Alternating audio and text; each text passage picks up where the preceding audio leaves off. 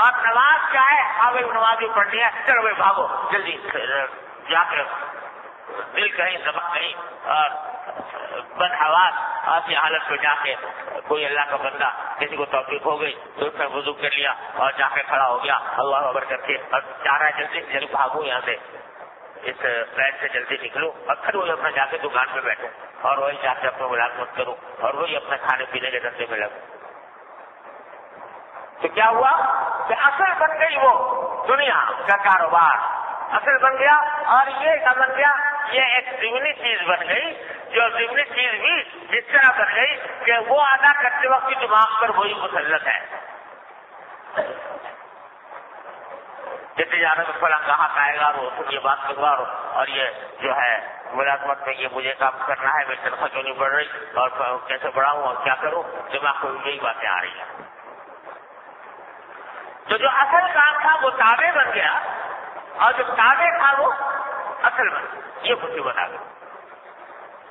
اب ہوا کیا؟ دیکھو اگرچہ اللہ تبارک و تعالیٰ نے وہ کام بھی جائز کر رکھے ہیں، حلال کر رکھے ہیں، جائز حلال تجارت، زراعت، نوکری، ملازمت جو کچھ بھی ہے جائز اللہ نے کر رکھا ہے، لیکن وہ جائز ہوتے ہیں اور عبادت کی بن کے بنا رکھا ان کو، لیکن وہ عبادت بنتے ہیں بالواسطہ، بلا واسطہ عبادت نہیں ہے. وہ کیا ہے؟ بالواسطہ ہے. جب نیت صحیح کر لیتے ہو، طریقہ سنت کو مطابق کر لیتے ہو، اللہ تعالیٰ عبادت بنا دیتے ہیں. لیکن اپنی اصل میں تو وہ عبادت نہیں، وہ اصل میں تو دنیا کے کام ہیں.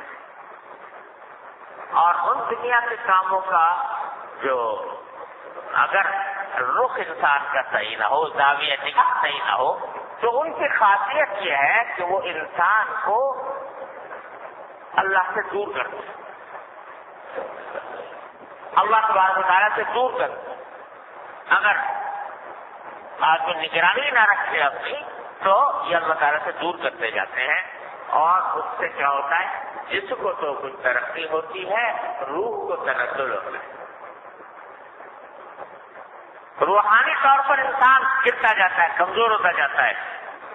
پیسہ بڑھ رہا ہے، دولت بڑھ رہی ہے، کارخانے لگ رہے ہیں، بینک بیلنس میں اضافہ ہو رہا ہے، نئی سے نئی گاڑیاں آ رہی ہیں، ترقی ہو رہی ہے، جسم میں ترقی ہو رہی ہے. لیکن ساتھ ساتھ کیا ہو رہا ہے؟ اللہ تعالیٰ کو بھولتا جا رہا ہے، اللہ تعالیٰ کی طرف خیال کم ہو رہا ہے، آخرت کی فکر جتنی ہونی چاہیے اتنی نہیں ہو رہی، اور روح، اعمال اور اخلاق کا جو شعبہ ہے اس میں کمزوری واقع ہو رہی ہے. تو جسم بڑھ رہا ہے اور روح گھٹ رہی ہے، جسم بڑھ رہا ہے، روح گھٹ رہی ہے.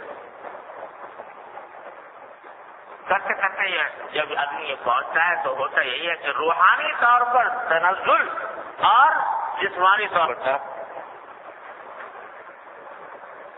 تو اللہ تبارک و تعالیٰ نے اپنے فضل و کرم سے یہ مہینہ ایسا عطا فرمایا رمضان کہ 11 مہینے تم نے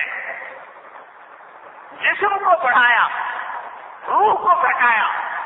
اب ایک پیغام تمہیں دے رہے ہیں جس میں تم روح کو بڑھاؤ، جسم کو گھٹاؤ،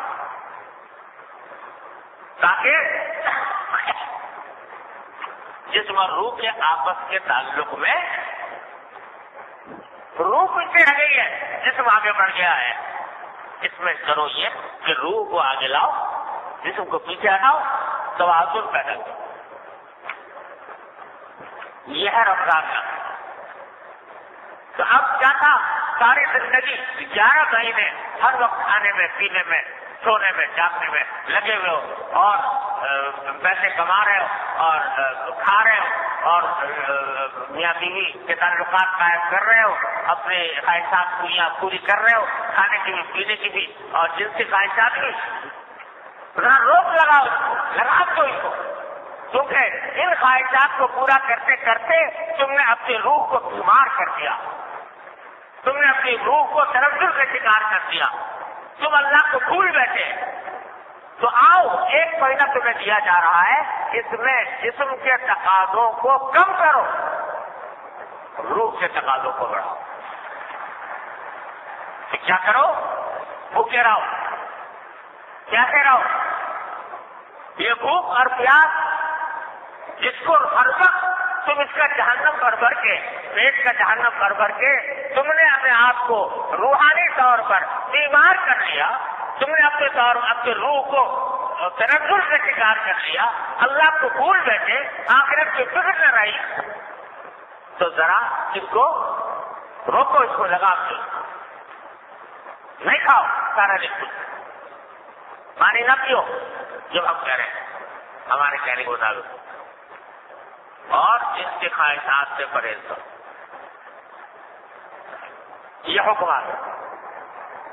اب کیا ہوگا کہ جب انسان جو ہے وہ اللہ تبارک و تعالیٰ کے حکم کی تعمیل میں کھانا چھوڑ دے گا، بھوک لگ رہی ہے مگر نہیں کھا رہا، پیاس لگ رہی ہے اور کولر میں ٹھنڈا پانی موجود ہے، کمرے میں تنہائی ہے، کوئی دیکھ بھی نہیں رہا، لیکن پانی کیوں نہیں پیتا؟ اس لیے نہیں پیتا کہ پیوں گا تو روزہ ٹوٹے گا، میرے مالک کا حکم پامال ہو۔ یہ کر رہے ہو کہ نہیں کر رہے ہو؟ کوئی مسلمان ہو اور کوئی دوسرا آدمی اس کو لاکھوں روپے کی پیشکش کرے، تمہیں لاکھوں روپے دوں گا تم یہ پانی پیو روزے میں، پیے گا؟ نہیں پیے گا۔ کیوں؟ اس لیے کہ اللہ تبارک و تعالیٰ کہ روزہ توڑنا بہت گناہ ہے اور کفارہ آ جائے گا، 2 مہینے کے روزے رکھنے پڑیں گے، وہ دبا کے تو نہیں توڑ سکتا۔ اب یہ جو ہو رہا ہے نا کہ خواہش ہو رہی ہے، پیاس لگ رہی ہے، گرمی کا موسم ہے، شدت ہے پیاس کی، اس کے باوجود پانی کے پاس نہیں جا رہا، یہ کیوں نہیں جا رہا؟ یہ اس لیے نہیں جا رہا کہ اللہ تبارک و تعالیٰ کا حکم ماننا چاہتا ہے، اللہ تعالیٰ کے حکم کی تعمیل کرنا چاہتا ہے، تعمیل حکم کے خلاف کام نہیں کرنا چاہتا، اس کی وجہ سے یہ رک رہا ہے۔ اسی کا نام ہے تقویٰ، کسی کو تقویٰ۔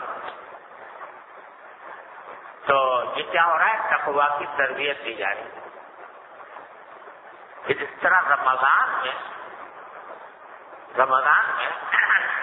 پیاس کی شدت کے باوجود پانی کو کہ تم قریب بھی نہیں جاتے، کوئی تمہیں پیشکش بھی کرے تم قبول کرنے کو تیار نہیں ہو پانی کی، جس طرح وہاں پر یہ کام کرے وہ اللہ کی خاطر اور تقویٰ تم نے اختیار کر رکھا ہے، اسی طرح دنیا کی زندگی میں جب رہو تو اس میں اگر کسی گناہ سے تقاضا پیدا ہو، اس کی ایسی ہی شدید خواہشوں جیسی گرمی میں پیاس کی ہوتی ہے، دل چاہ رہا ہے کہ اس آنکھ کو غلط استعمال کروں، نامحرم کو لذت حاصل کرنے کے لیے دیکھوں اور اس سے مزہ لوں، دل کی شدید خواہش۔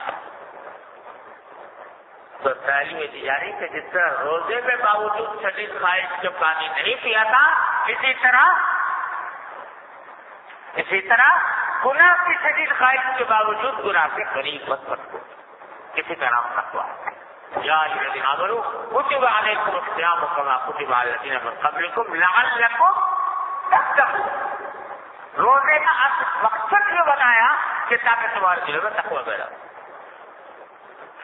تو کیا ہے کہ رمضان کا مہینہ لائے اللہ تبارک و تعالیٰ، اس کا کرم دیکھو کہ چلو بھائی 11 مہینے لگ رہے ہو، 1 مہینہ نکال دو اس کام کے لیے کہ اس میں جسم کے تقاضوں کو کم کر دو اور روح کے تقاضوں کو بڑھا دو۔ تو جسم کے تقاضے کم کر کے کھانا پینا چھوڑ دیا، رات کو سونے کا دل کیا کرتا ہے؟ نہیں جی کھڑے ہو جاؤ، تراویح پڑھو لمبی،